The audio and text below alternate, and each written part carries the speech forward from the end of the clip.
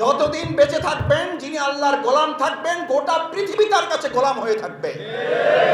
বাংলাদেশ জামাত ইসলামী এক আল্লাহর গোলামীর সিদ্ধান্ত নিয়েছে বলে গোটা পৃথিবী আমাদেরকে চ্যালেঞ্জের মুখে ফেলে তাদের গোলাম বানাতে চেয়েছে। আমরা ফাঁসির মঞ্চে গিয়েছি, এক সেকেন্ডের জন্য আমরা আদালত করি নাই,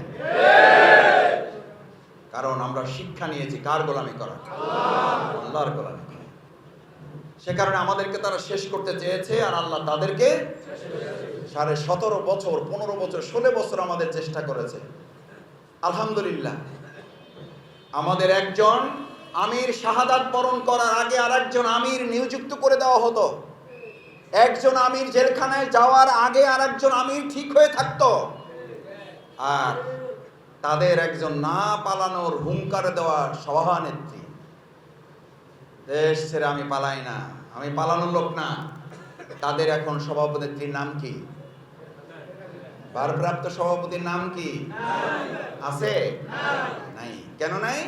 এটা আল্লাহ তাআলার ফয়সালা আছে, এটা আল্লাহর সিদ্ধান্ত আছে। যারা দুনিয়ার গোলামি করবে, আমি ওদেরকে দুনিয়া এমন ভাবে ডুবিয়ে দিব যে ওদের অস্তিত্ব আর কেউ খুঁজে বের করতে পারবে না, মাইক্রোস্কোপ দিয়ে ওদেরকে খুঁজে পাওয়া যাবে না।